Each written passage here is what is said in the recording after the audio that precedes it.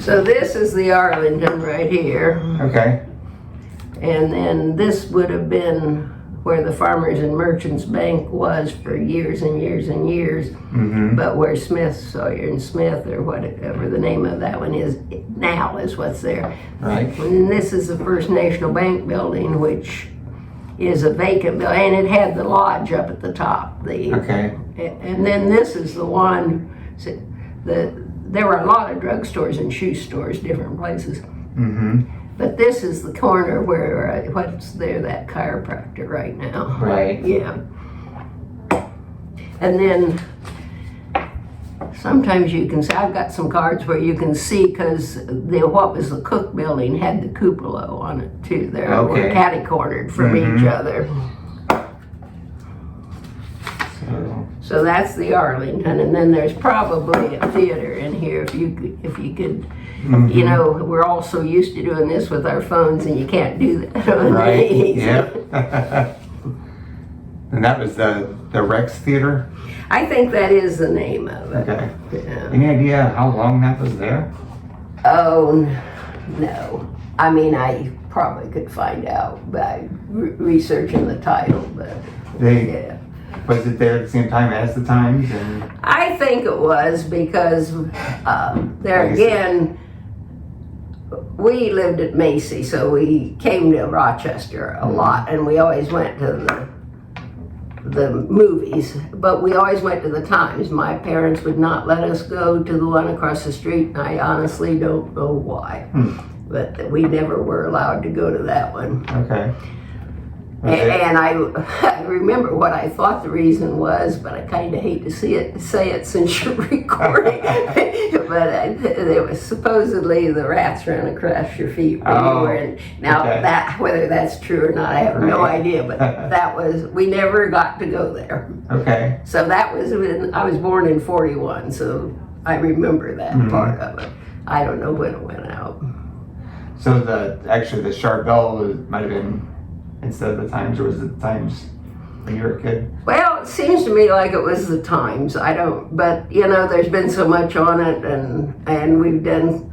I don't know when. I don't remember it ever being called that. Sure. Yeah. Okay. So, was Kroger? Kroger was over here where the park is now. It was on that corner. Okay, it was never down at like 8th Street. It was here, and then it went across to the. Yeah, and then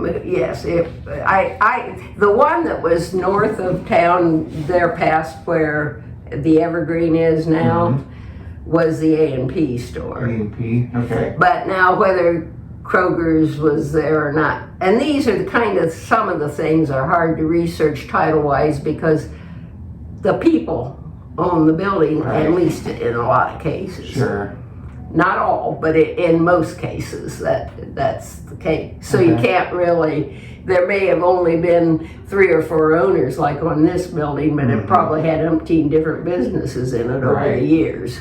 Yeah. Okay.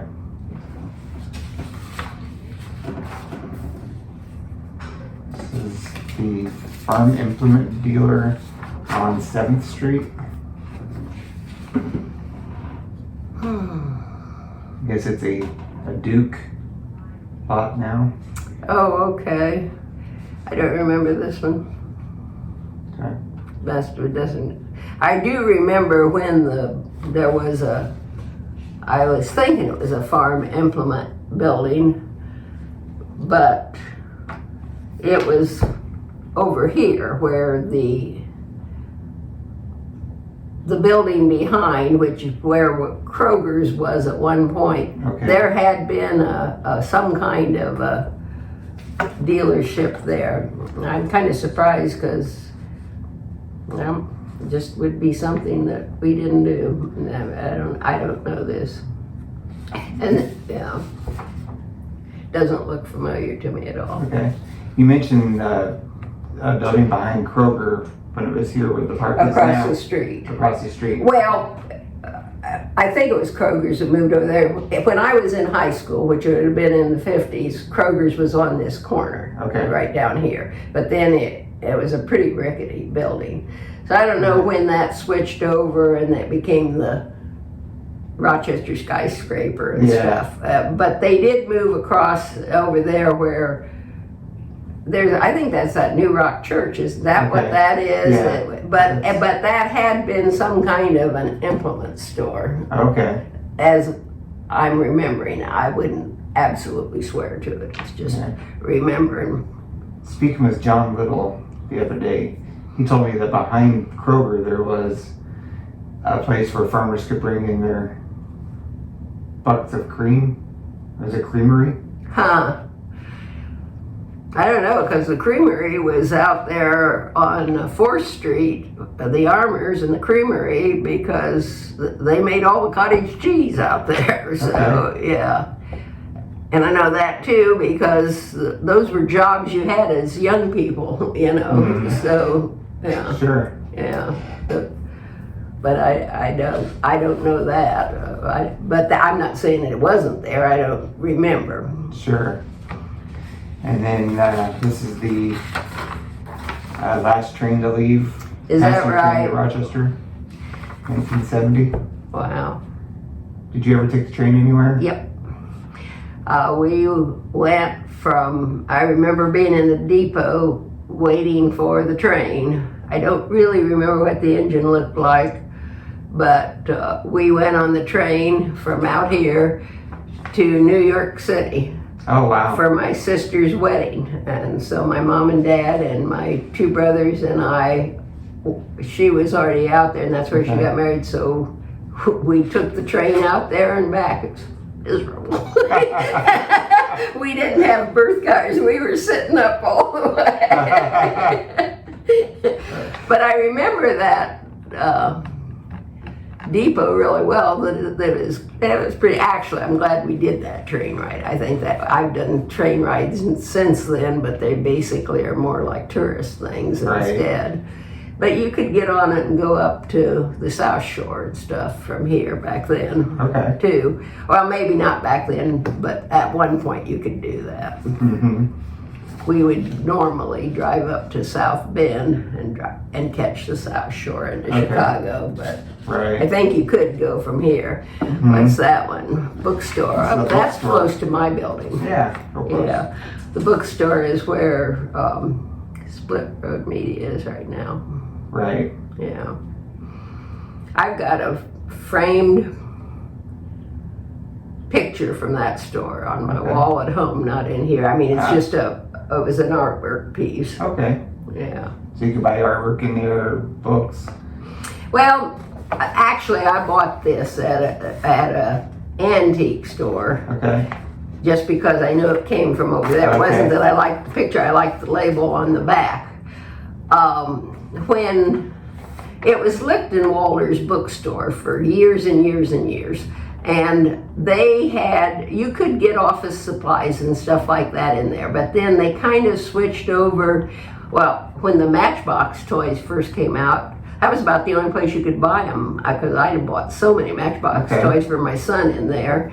And because at that point they were all collector stuff, but now they're every place. But they had really nice wedding gifts. It was like a trick. You could have a registry for gifts and stuff.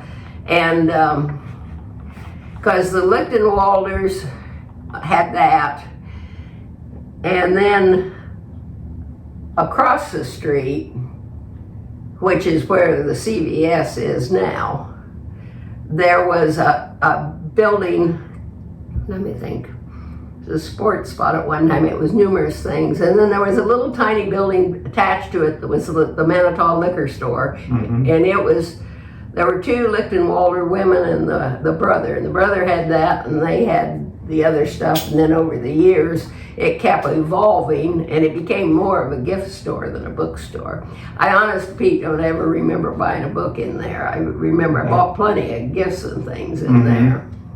It didn't look like this though then, but I'm surprised at this. I don't remember the open stairway. But then this is quite a long time ago. Like I said, I don't remember when it was Ross's book, but I just knew that was the name. So the brother had the sports store? No, the liquor store, liquor store. the Mantle Liquor Store, which it was just a little building attached to the other one because there was the store on the big store on the, not big, but it seemed big. And I don't know what it originally was. I do remember at one point it was a sporting goods store because when my son, who is like 57 now, was little, it was the sporting store, and they had buckets there, so he autographed things because we took him there to see him. And then the next one was the little liquor store, which was just one-story building. Then there were a couple of houses, and Murray McCarty's law office was all there. There was quite a lot of stuff. Okay. Yeah. More than what's there. Oh now. yes. Yeah. But because Brown's glass store was always in the alley back in there. Right, I remember that when I was a kid. And then there were some rental houses in there, and then Murray McCarty's law office was a big old house. I mean, and nobody lived in it. That was his law office. He was an attorney I don't know. I would say he probably was in his 90s when he died, and he was still practicing law. Okay. Yeah.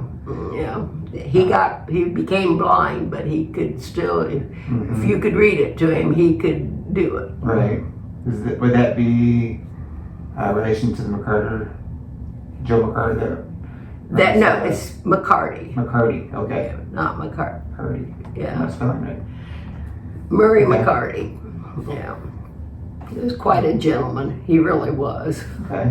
One of the last ones around. No, that's not fair, but he was the old-fashioned gentleman. Right. Yeah. You said Dick Butkus would sign autographs. He signed autographs at the sports store. Yeah. Okay. Yeah. That.